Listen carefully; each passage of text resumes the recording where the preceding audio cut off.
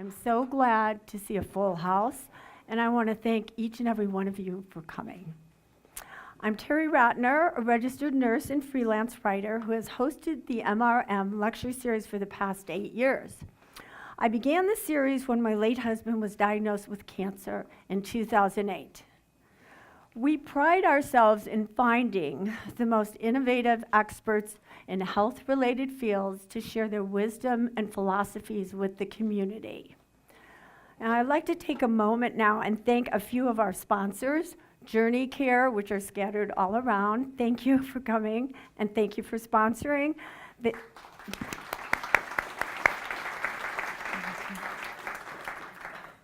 They are a nonprofit, community-based organization delivering palliative, supportive, and end-of-life care across 10 counties in the Chicago area and northern Illinois.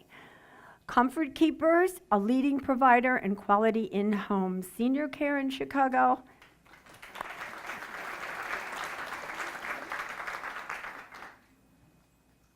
The Greenhouse Theater, of course, for allowing us to use their lovely space. Chow Catering, which will be here after the show for everyone.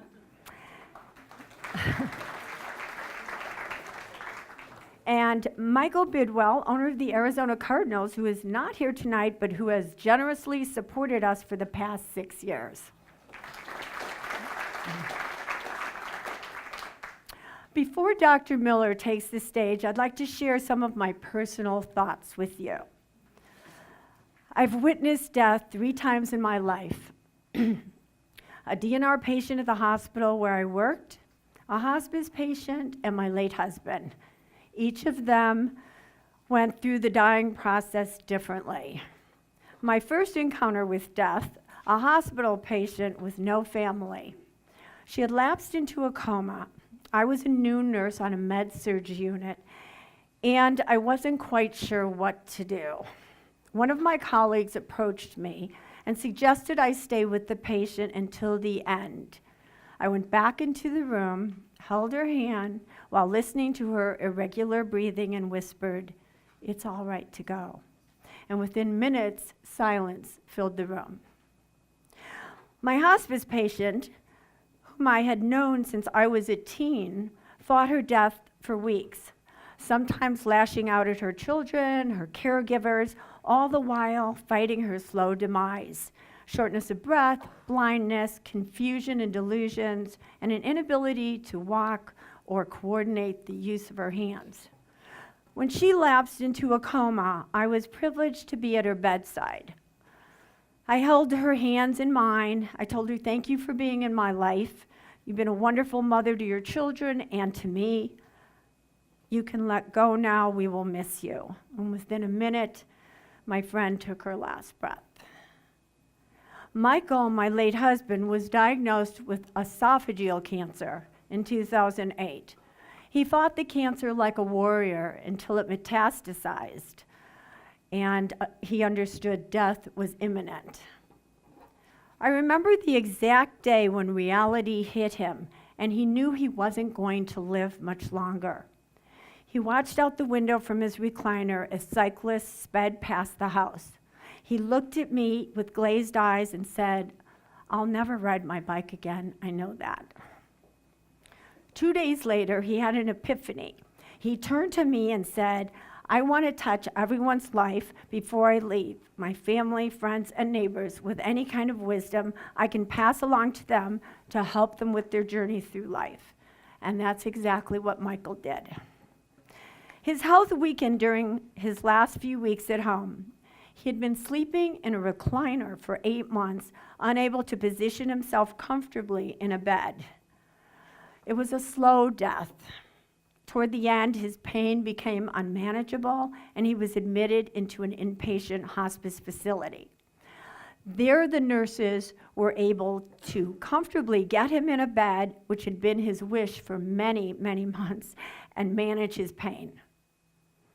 After a couple days, our rabbi met me outside of Michael's room, and he said, "Michael needs to know it's okay for him to die.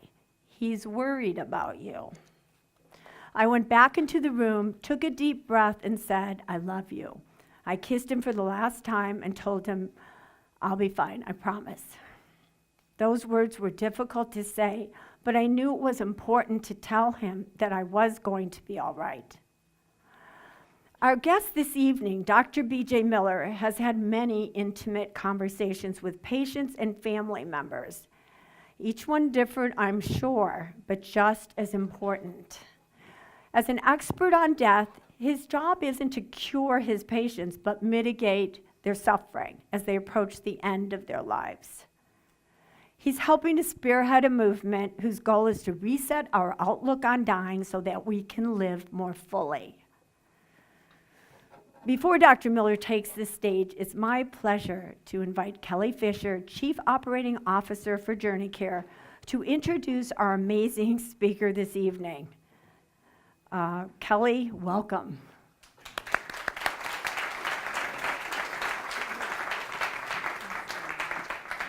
Thank you, Terry, for that beautiful introduction, for sharing your stories. Okay, how's that? For sharing your stories and for bringing the MRM Lecture Series to Chicago, because I think we all are excited about it. Just looking around the room tonight, sold out, first night, first event, great topic. So I'm sure we're going to have many more going forward. Journey Care is really proud to be a sponsor of the series, especially bringing forward provocative, thought-provoking ideas and working with wonderful guest speakers like B.J. Miller. I, too, am a nurse by profession, and I've worked in critical care areas and emergency rooms and in New York and Virginia until I was introduced to hospice and palliative care in 1991. And at that time, my passion opened up and has been growing ever since. And I seek people who have that same passion. So this past February at the Academy, I knew that B.J. Miller was speaking, and I hunted him down until I could say hello and introduce myself and get a picture and bring it back to the staff at Journey Care, because we watched his TED Talk as part of our training, and it was wonderful. B.J. Miller is a leading light in the field. He gives voice to a topic so many of us here tonight believe is very important to normalize and to make more visible in our communities. Dr. Miller has expanded his presentations to reach communities across our country and around the world. During a recent interview with Oprah, Dr. Miller said, "The way we prepare to die is to live well and without regrets." Very profound. His 2015 TED Talk on what matters most at the end of life has been viewed by nearly 6 million people. Raised here in the Chicago suburbs, Dr. Miller had a life-altering accident at the age of 19, and he has said that from that point, his path forward became more focused, and he wanted to be more mindful with every day. A degree in art history from Princeton was followed by one that would say he is an unlikely shift to medicine. He received his MD from the University of California in San Francisco, UCSF, completed his internal medicine residency at Cottage Hospital in Santa Barbara, and then held a fellowship in hospice and palliative care at Harvard. As a practicing hospice physician, palliative care physician, hospice and palliative care, he sees patients and families at the UCSF Helen Diller Family Comprehensive Cancer Center, where he also teaches and is a faculty member.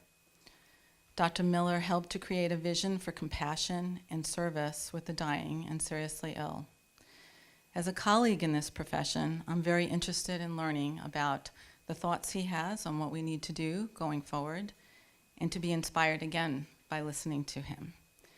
Last August, I lost my wonderful, feisty 96-year-old mom in New York City. She died at home with a hospice program. She was in her bed. She had all 7 of her children around her and holding her hand. This past weekend, I had the honor of being part of my daughter's labor team. Very new experience. She decided to labor at home at first too, a little nerve-wracking. But I sat on her bed as she was going into labor, And I had my hand on her stomach, and I just said, oh my gosh, this is the circle of life. She is laboring, and one day, she's going to be holding my hand just like I held my mother's. It all comes around. It was an amazing moment. I really couldn't share it with her in that moment, but we talked about it today. So I'll let you know I'm the proud grandmother of a 9-pound, 1-ounce little baby that was naturally delivered.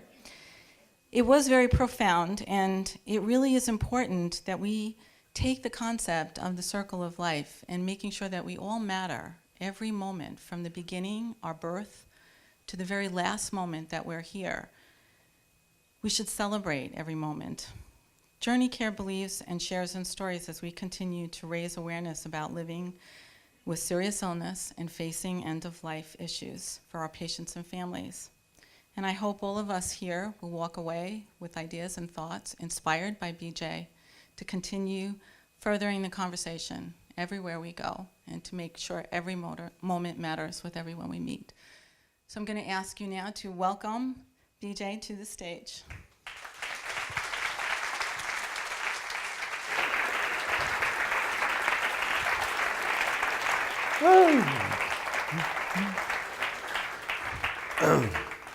Thank you, everybody. It's very nice to be here. It's very strange to be here, because this is my hometown, but this audience is littered with people I know. And first of all, Terry and Richard, thanks for getting me here. I'm very, very happy to be here in Michael's memory. But including, so Melanie, whose son, Randy, taught me a lot as my patient. We have Sally and Jim, who was my pediatrician. I'm not kidding. Sally, who is literally my other mother, one block away, mother of my best friend, Johnny Burr, and who raised me practically. And then Nancy Cole and Lissa, my sister's dear friends, sitting right next to them, who are now my sisters in so many ways. And Julie from the Academy of Hospice and Palliative Medicine. I just feel, and Mike Priador, the first guy I spent time with in hospice. So this is, I don't know where you are, Mike, there you are. I'm sure I'm forgetting some folks too. Martha, is Martha Twaddle here yet? Martha, so a hero of mine in the field. So anyway, the reason I'm kind of smiling is that it's ridiculous that I'm sitting here talking to you guys, because so many of the people in this audience have taught me what I do know. So thank you. So my goal tonight is really just to spit out some thoughts and ideas and get us in the ballpark on this crazy, large, beautiful subject. And then I don't want to go on too long, because what I really want to do is to get to the Q&A, so we can have a little dialogue. It's appropriate because there is no expertise in this field, really. This field is about being a human being, and we add these skill sets to it as clinicians, but really at base it's about being a human being and giving a darn. So there is don't hand yourself over to the experts in this field, because we don't really exist. It's a different kind of engagement, and it's one of the beautiful things about this field. So anyway, let me quickly say some things, and then we'll get to the dialogue. I wonder if I'll be able to read my teeny little notes. Okay. So I saw 3 chapters. So first chapter is, I'm calling it a reckoning. So there's something going on. First of all, invitations like this, conversations like this, would not have happened just a few years ago. The typical thing in this field of hospice and palliative medicine is, if those of you how many clinicians in this audience, by the way? Okay, so even more silly that I'm lecturing to you guys. So, though, years ago, even just a couple years ago, we were not being asked to speak at theaters. We were not being asked to give TED Talks. In fact, it was quite the opposite. It was a lot like the experience of having a contagious illness. You'd be at a party and someone would say, oh, what do you do? And you'd say, oh, I do hospice work. And you just watch them just sort of slowly back away from you and check their cell phone, do anything but talk to you. And now there's something really beautiful happening where that's reversing. There's a shift happening So it seems to be that we're actually interested in this subject. So maybe this retort that, oh, Americans, everyone's in denial, maybe to twist Ernest Becker's words around, maybe there's been a death of denial, or there's trying to be, which is really kind of thrilling. So the reckoning, I think, in healthcare is also on a couple of planes. I think from a policy standpoint, we know that the healthcare system isn't working very, very well. Outrageously expensive. We don't have great outcomes in the developed world compared to other countries. We do some things really well. But recent data, I can't believe this is true, but even if it's half true, it's nuts, which was that medical error was the third leading cause of death in this country. Again, there's got to be something off about that, but let's just say it's the 10th leading cause of death. That's still pretty nuts. So there's something off. So that's reckoning number one. I think also this idea that, so since the mid-19th century, this ether came along, and you could 1846 when this happened, you could put a body to sleep, and you could do stuff to that body, and without them knowing, in a way, without them feeling something. And this began this separation of the person from the body. And in some ways, as someone who's had a lot of surgeries, I'm really happy about that. And by the way, with my criticism of the healthcare system, I have to say, too, that the healthcare system does a lot of good. Incredible amounts of good. I mean, I absolutely would not be here today if it weren't for the healthcare system, so to be fair. But I'll circle back to that in a moment. But so mid-19th century, science and medicine get into bed. And that hadn't really been the case before. And the scientific method starts to be rule of the day. And a lot of good, and this becomes the technology revolution as driving so much of care. And that's been wonderful. Okay, that's a lot of amazing things have come from that. But that has, for that last 150 years, the supposition has been, well, illness, disease is a problem, and that's what causes suffering. That's what causes problems in people. If you take away disease, we're all happy and live forever. It was a sort of general gist. And so we set about curing diseases, and we set about focusing on the disease. Stamp those out, and we'll all be fine. And early 20th century, you get penicillin comes around, and I don't think anyone would have guessed. So penicillin, infectious diseases were the leading cause of death at the time. All of a sudden, you have penicillin, seems to kill all these diseases. Great. Why would you not be thinking that infectious disease was a thing of the past? We've just fixed that problem. Who would have guessed that those itty little bacteria that you can't really see have big brains and would get smarter than the drugs that you've invented? No one would have guessed that. And who would guess that if you cured one disease, 5 minutes behind it is another disease waiting to be hatched? So 150 years of this sort of process, and we come to terms with the fact that there's an insistence on illness, on death. There's an insistence on suffering. And so this reckoning has to do with us. We need to fold that into how we function. We have to rethink who our enemy is, because we do a lot of harm calling things that can't be avoided enemies. We go to war with diseases, wars that we know we're going to lose. And that's a problem for a number of reasons. So anyway, this is part of what's happening, that palliative care has stepped into this moment as something of a corrective. So probably most of you guys know what palliative care is, but in case you don't, it's really kind of tricky to define. But palliative care is, within the context of serious illness, it's the clinical specialty, the multidisciplinary specialty that focuses on suffering, both of patients and their families. So that's a big deal right off the bat, and I'll say why. So one is suffering. What the heck is suffering? I can't put a probe in my patient and I can't tell my patient they're suffering. I can't test for that. They have to tell me that. Their experience has to deliver that news to me and not vice versa. So right out of the chute, you have this very sweet reorientation, this power shift It's not doctor with this special exotic knowledge up here, human patient down here who doesn't know anything. That gets swapped around. I work in a cancer center where it's a building filled with people who know a lot more about cancer than the patients. But in terms of living with cancer and dying from cancer, that's the patient's expertise, not mine. So right out of the chutes, palliative care switches the power dynamic. That's brilliant. The other thing that I love about this field is this idea that it's multiple disciplines in the mix. By definition, there's no one discipline has a lock on what it means to suffer. So this vertical orientation of the doctor up here and everyone else below, that also gets sort of switched around, which is also really thrilling. And then the third piece I love about it is the idea that patients and families are the unit of care.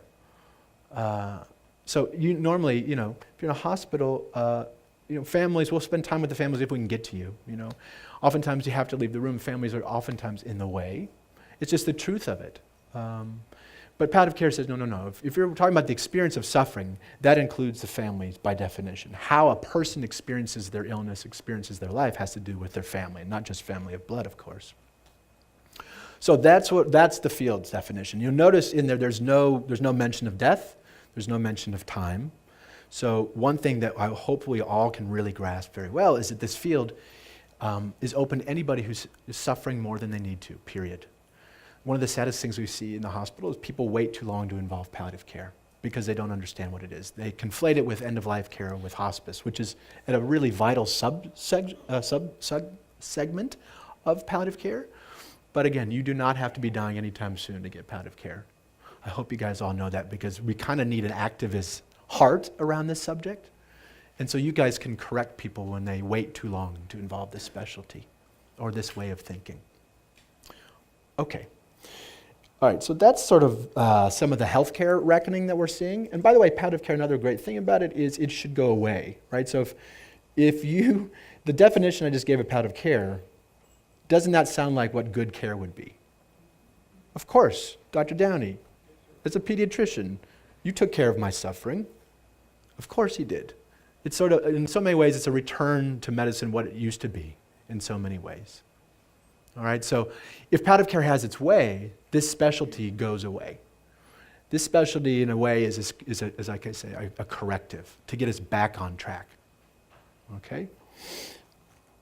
The second piece of this reckoning, population. Okay, well, I think you guys all know this, but we're aging rapidly.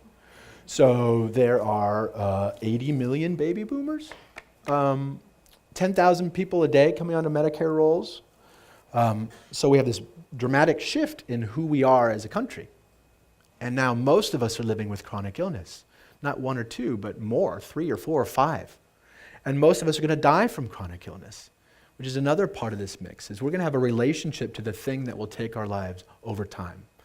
The dream of dying on the tennis court or in your sleep is just that. It's pretty much a fantasy for most of us. So that you can't afford to forestall these kinds of thoughts. You can't forestall this subject too long. In a way, this is good news. It's going to force us to deal with it. Any of us who live with a disability, one of the great things that come from disabilities is that you don't have a choice. You got to deal with it. It's just part of your reality. Right? So that's coming for us as a population. In so many ways, it's already here. The other thing that's sort of a challenge to all this, of course, is our distraction. One of the themes around how do you die well, like as was mentioned earlier, you die well by living well. You start working in end-of-life care, it's interesting. You can't really talk about death for more than a couple minutes as a subject before you start talking about life, before you start talking about living until you die. It's not just sort of marketing stuff. It's real. It's very real. That's how you prepare to die. And being present with your life is actually kind of getting harder and harder to do. We're so easily distracted. So staying present is part of our charge right now. And that's the reckoning for us with our technology, that we don't get, that we use the technology, that the technology doesn't use us, is part of our shift. Okay, so chapter 2, that's reckoning. That's the sort of context. So chapter 2 sort of is a reframe. Okay, so Death.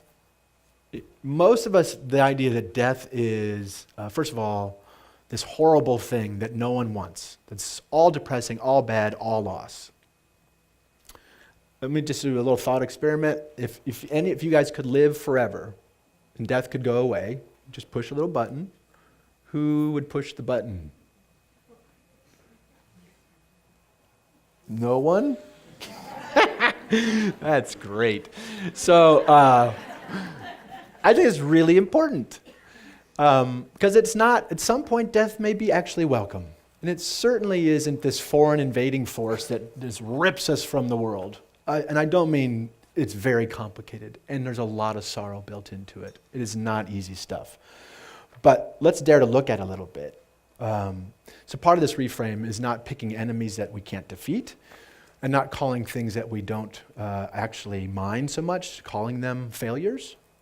One of the hard things about being a patient without a fixable problem is you absorb this sense that you're a failure. Our language in medicine is so screwed up this way. We say, so if chemotherapy doesn't work for someone, we say that patient failed chemotherapy. Sorry, I know that's a little tell. It's nuts. There's some reasoning behind this orientation in healthcare, the way we think. There's some sense to it, but then again, there really isn't. That's sort of inexcusable, and we do this a lot. We do this also around the subject of pathology. So who here has been sick? Everyone been sick? Who here suffered? Everyone? Okay, I know this is silly, but that's the point. These are 100. If 100% of us do these things, they are normal. They are not pathological. Okay, so pathology. This is where we get in trouble. So pathology, we do it in med school. It's very useful. You have two slides. You have a cancer cell on one side. You have a normal cell on the other. And it's a useful trick to distinguish one thing from another. But we get in trouble when we confuse our conventions with the realities they're meant to digest. So we doctors unwittingly, accidentally sometimes treat our patients as pathological instead of their cells. And the disability community knows this and feels this a lot. This is part of this reframing, okay? So all of us, 100% of us do this. It's normal. We have to depathologize illness to some degree. I don't mean take our foot off the gas pedal to try to push back where we can. But again, it's a proportional response I'm looking for. And the worst thing that happens in healthcare is when we say to people, I'm sorry, there's nothing more we can do. This abandonment moment. That's oftentimes the hardest piece of the puzzle for the patient. Okay, more notes. Okay, I got a question. So why have health? Why do you care about health? We have this phrase, if you got your health, you have everything. Bull, I don't believe that. So why do you care to be healthy? What's that? Something funny? Okay, you live longer. Okay. What else would come to mind? Because you can live well. Yeah. Comfort. Okay. So quality of life. Quantity to a point. Quality always. Does that seem fair? So, okay, in healthcare, sometimes we talk about quality of life as a consolation prize. So we say, I'm sorry, Mrs. Jones, we can't cure your illness anymore, but we're going to go for quality of life. It's a second place. So I guess what we're saying here is that part of this reframe is, no, health on behalf of quality of life. That's why we are interested in living a little bit longer. I think we're kind of proving that together, even in these moments. Okay, so that's part of this reframe. What about this role of the clinician now? So if we're not meant to go to war with diseases all the time and fix, what is the role of the clinician then? Well, I would say it's increasingly someone who bears witness, someone who doesn't run away, someone who's kind, someone who sits by the side of their patients, not lords over them. So we take on this advisor role, this supportive role. It's a very different muscle, by the way. Interventional care, which is really beautiful and important, ER and ICU and trauma work, that's great. I don't want to diminish that. I just want to uptick the rest of the care that goes around chronic disease management.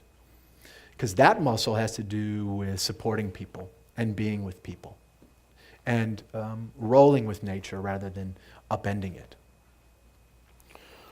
Okay.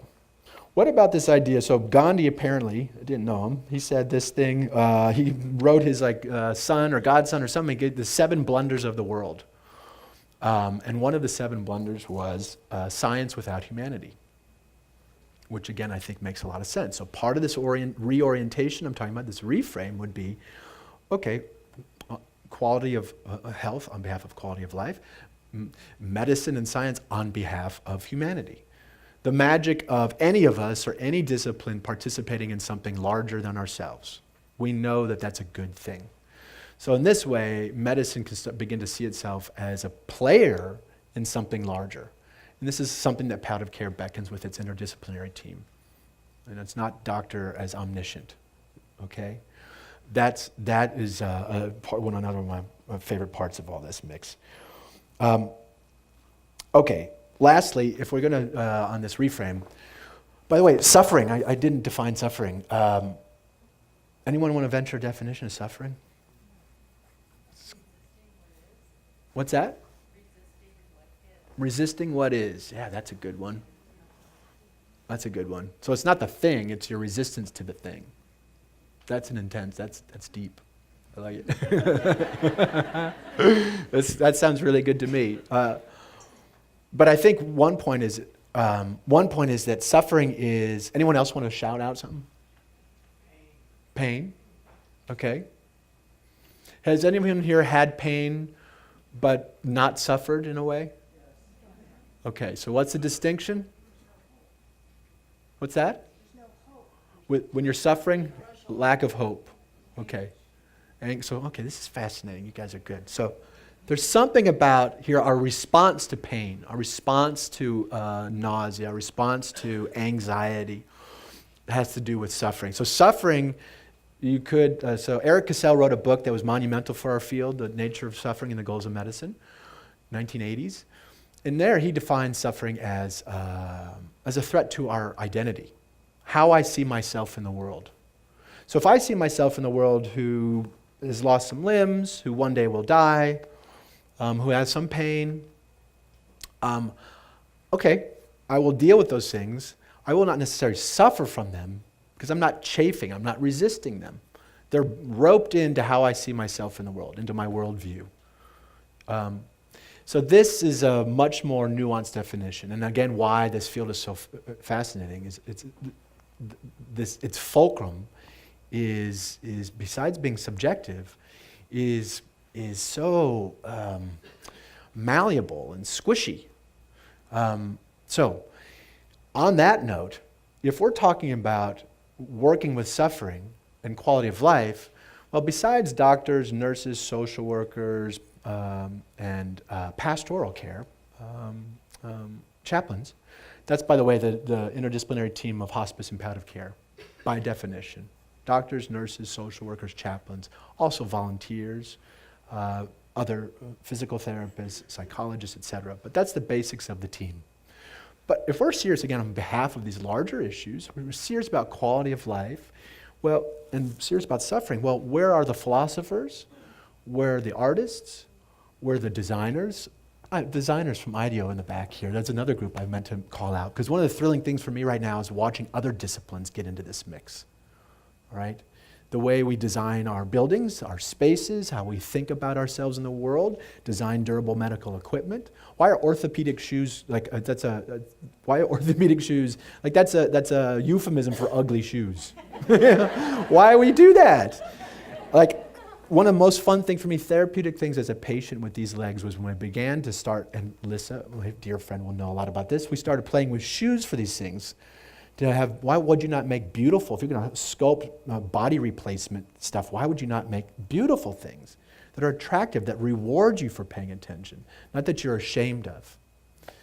So this kind of brings me to my last little chapter, which is an ethos. So we've kind of been pointing at it. But I'm not sure we need an enemy. And I certainly don't think we need false enemies. But if we're going to, if we need to have, let's say, an antagonist, maybe, and it's not really death, it's not the things that we can avoid, maybe it's shame. One of the saddest things I have experienced and what I watch in myself and others is how we feel bad for feeling bad. Feel like we failed because we're dying. Feel embarrassed for anything that we can't control, for looking different or whatever else it is.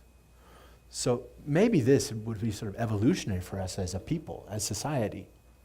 If we roped all this stuff in and we didn't make false enemies, and if we have to have a goal, maybe it has something more to do, if it's not curing illness, maybe it has something more to do with appreciating what we have while we have it. Humans are, I include myself in this mix, I do it all the time. I really struggle to appreciate something until I'm just about to lose it or have lost it. And I see this happen at the deathbed all the time.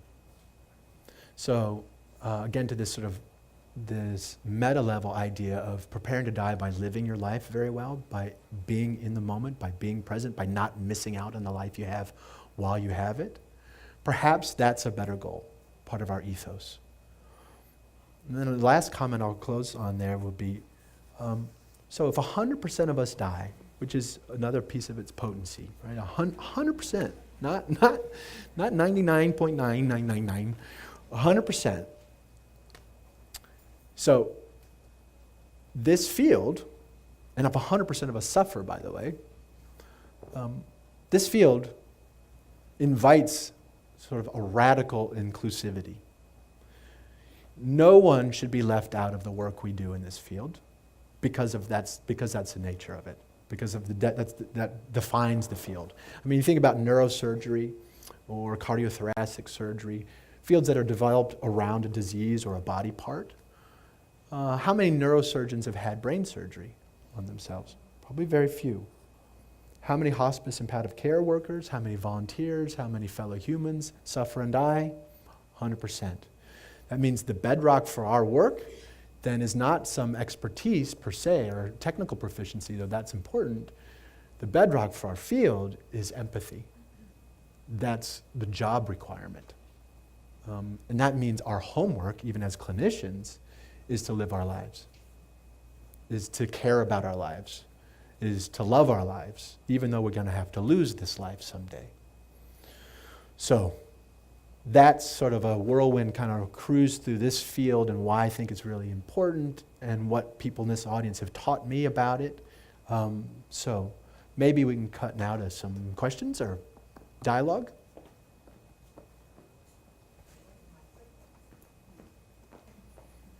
Yes, ma'am.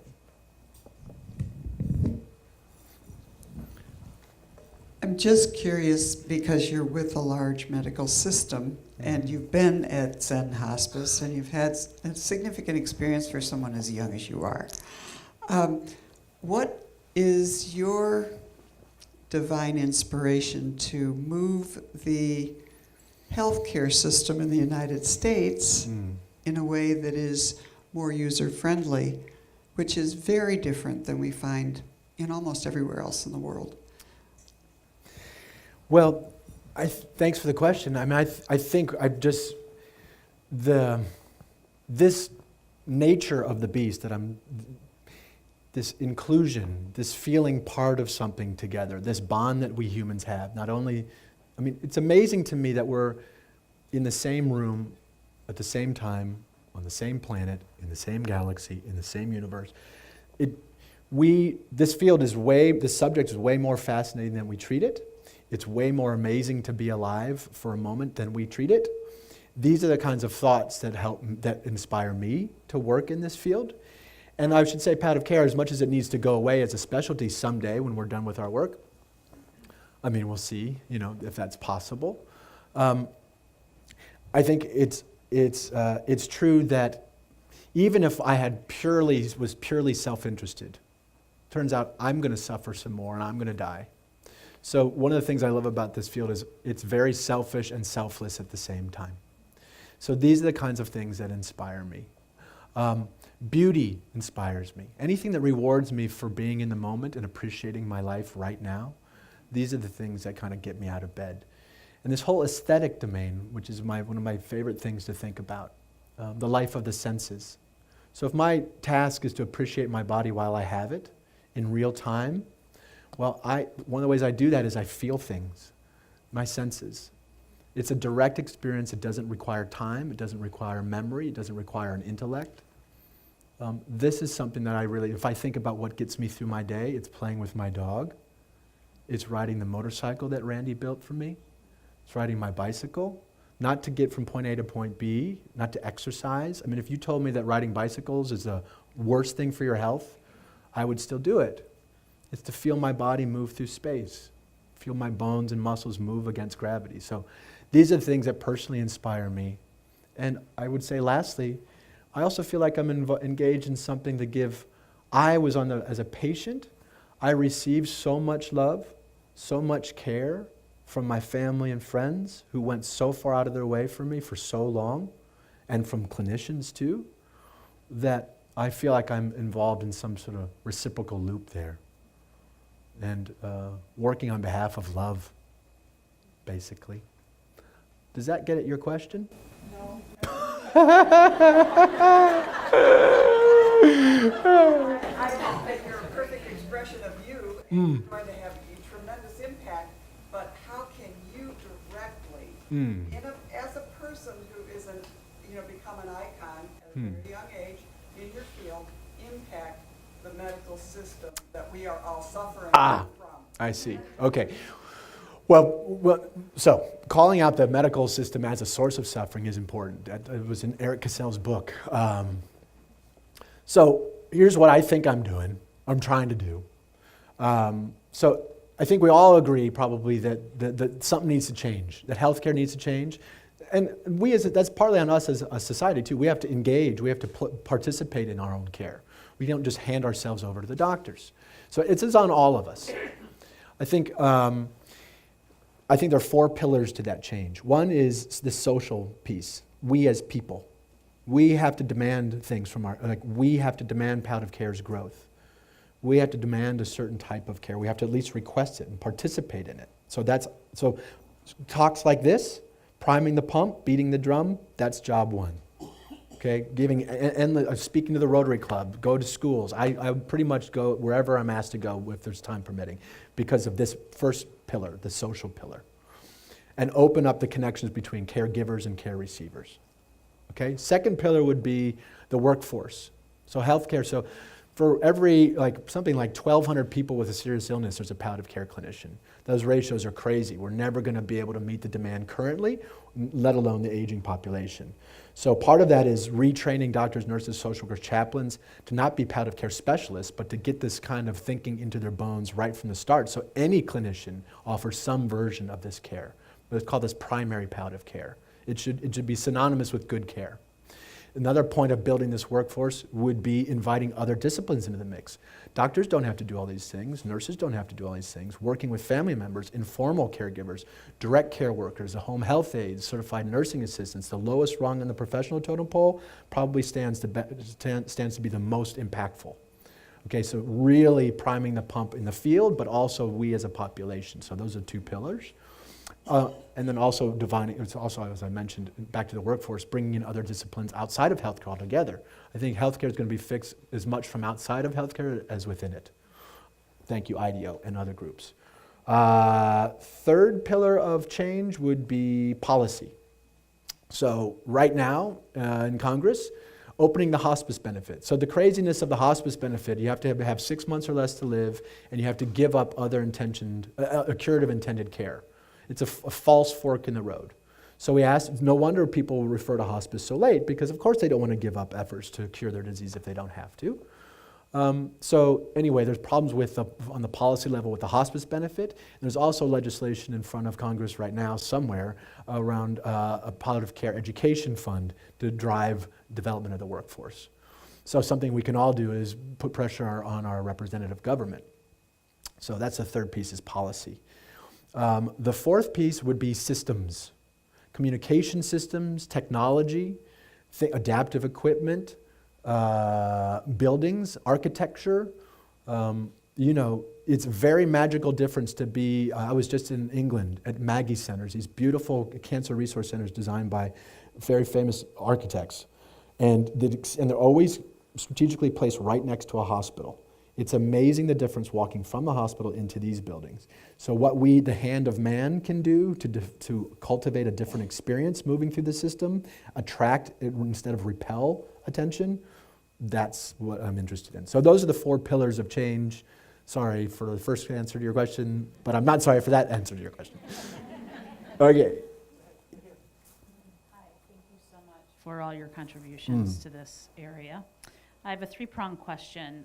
First, can you talk a little bit about what is currently going on in the medical schools to help encourage medical students to focus on preservation of life as well as preservation of death? The second part is what, if any, inroads are being made to appeal to surgeons to look at death as part of the surgical process? And lastly, do you see any regional differences across the United States in how progressive we are with palliative care and hospice? So, okay, you might have to remind me. Let's start with the first one is students, right? So at least in my home institution, UCSF, the curriculum gets overhauled every few years, spastically. I don't know why they do it they do it very often. It's a very politically charged process. But one thing that's been interesting, even in so I've been out of fellowship now, I'm in my 11th year out of training. And I've watched as each iteration of the curriculum gets more palliative care friendly. So it used to be that the palliative care, you could do an elective in palliative care, deep in medical school, like your 3rd or 4th year.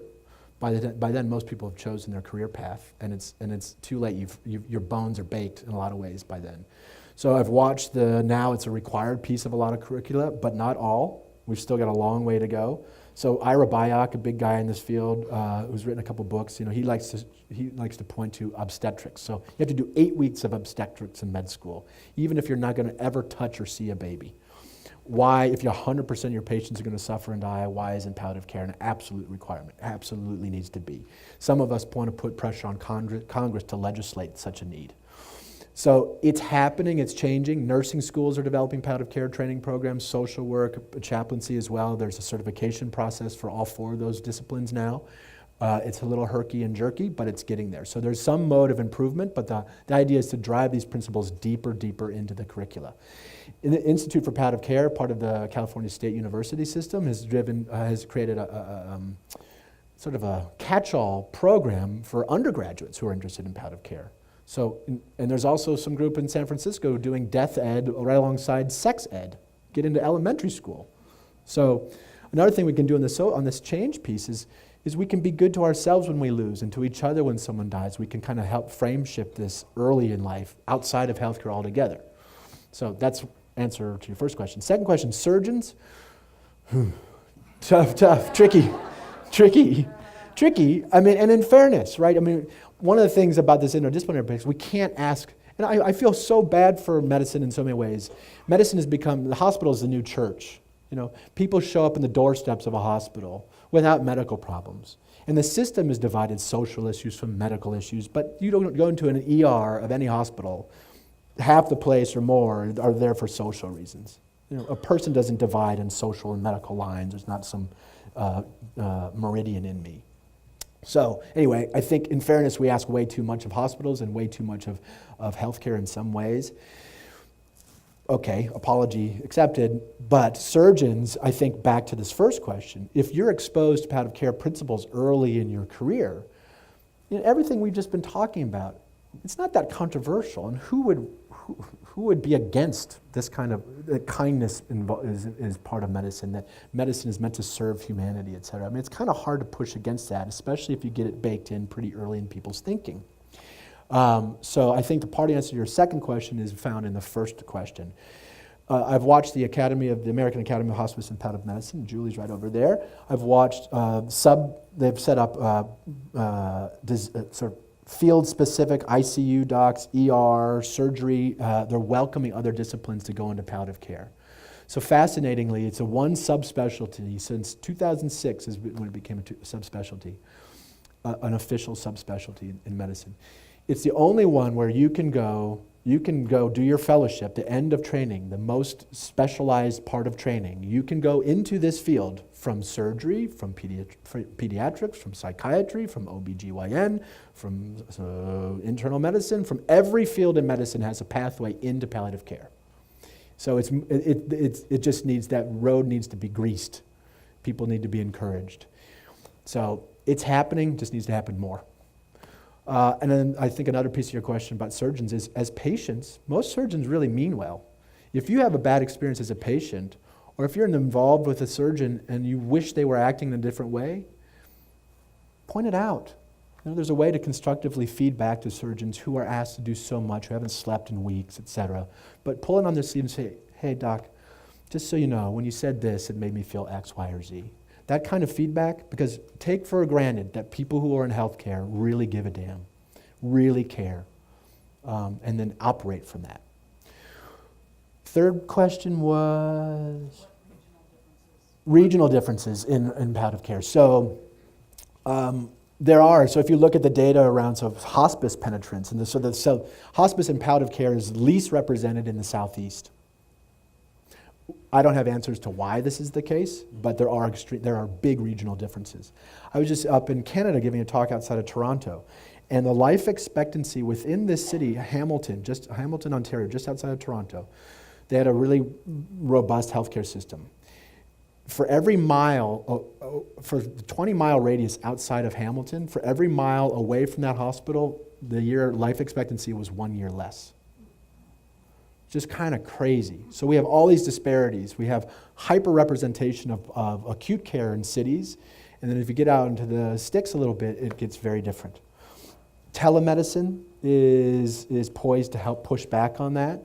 Hospices already do beautiful work. A lot of hospice nurses are on the road for hundreds of miles a day. So anyway, I'm rambling on that one. I would just say there are big regional differences. I can't explain them necessarily.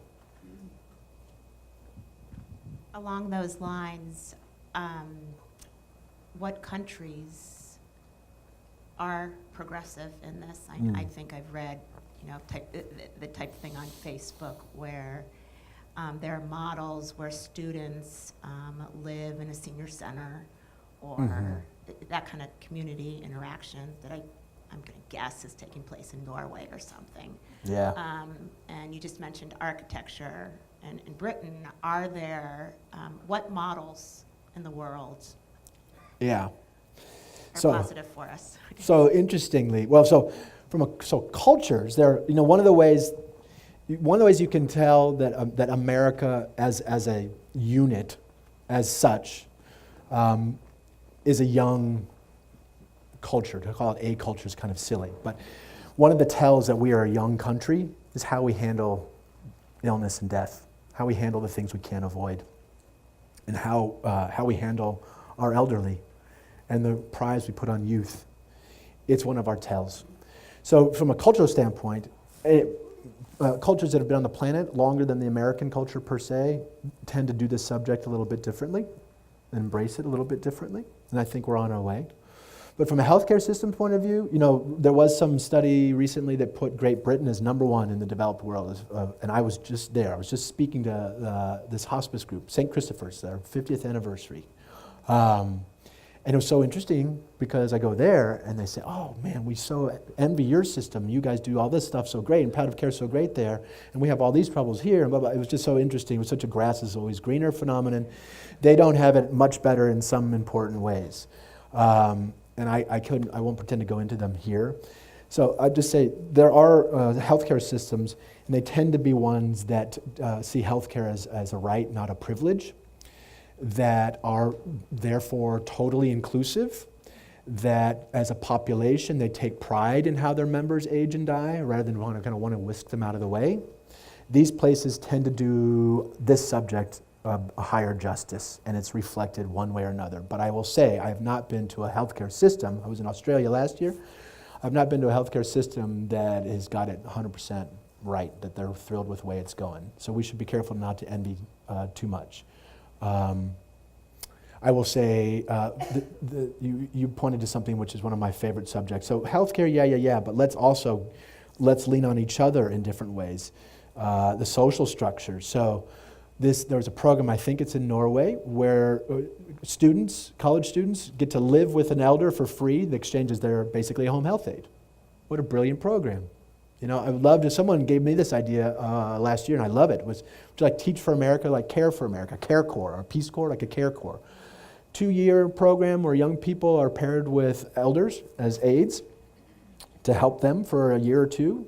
Can you imagine all the wisdom that would be passed down and the practical skill set that would be passed down, and you would have debt forgiveness or other things like that.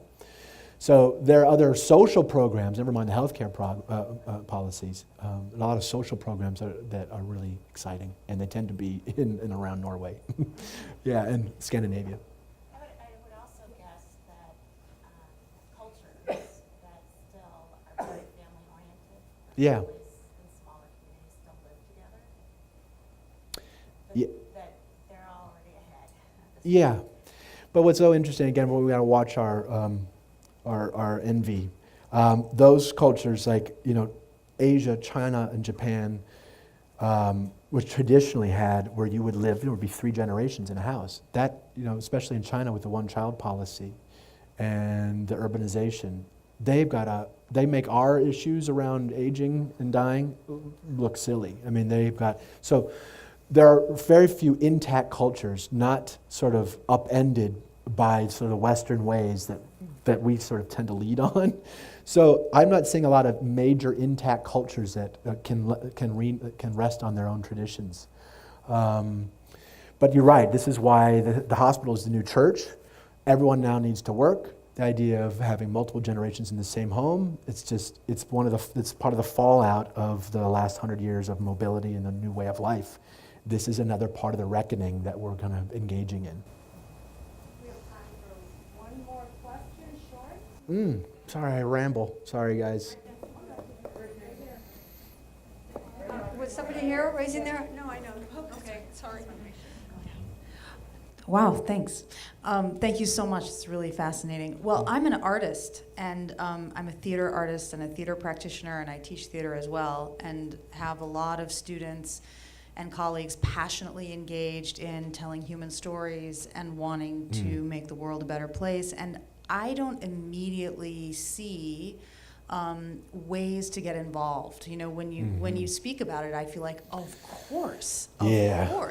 And even personally, I start thinking as I listen to you, okay, is this volunteering with my artistic self? And I'm just wondering about structures where artists can participate and whether there are things I just don't know about, or would love to just hear you address that. Thanks. Thank you for the question. So another thing to point out about palliative care, I meant to say this earlier, is it still is, someday it may be obsolete, right?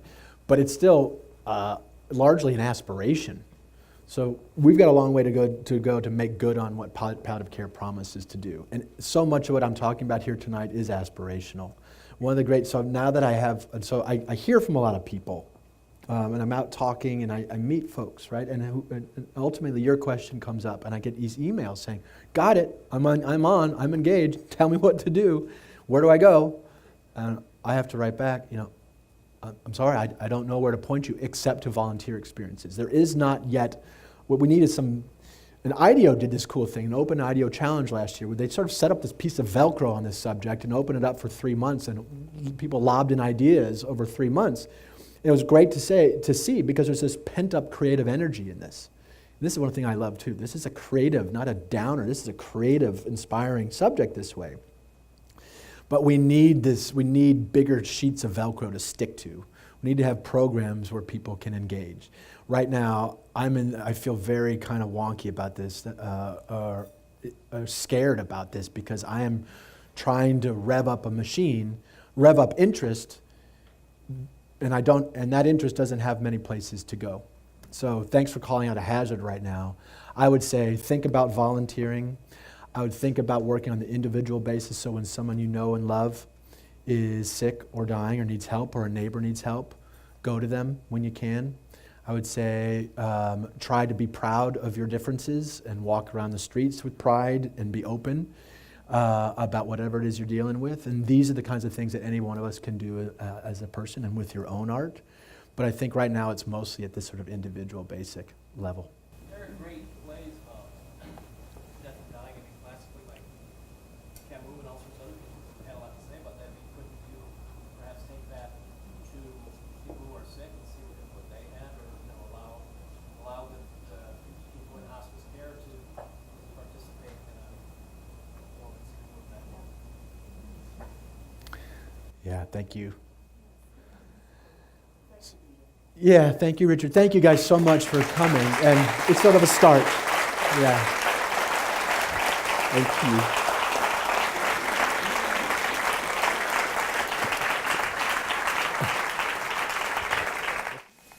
I'd like to take a moment to invite all of you back on June 13th for a timely lecture with Judy Moskowitz, professor of medical social sciences at Northwestern's Feinstein School of Medicine, as she identifies skills that build positive emotions, which in turn could add years to your life. She studies mental and physical health effects of positive emotion with a particular focus in the context of life stress and serious illness. How to stay positive in the midst of stress, something we could all use in today's world. And now I'd like to invite all of you to join me at meet and greet reception downstairs. Journey Care and Comfort Keepers have a table there, but we have lots of good food. And thanks again for coming.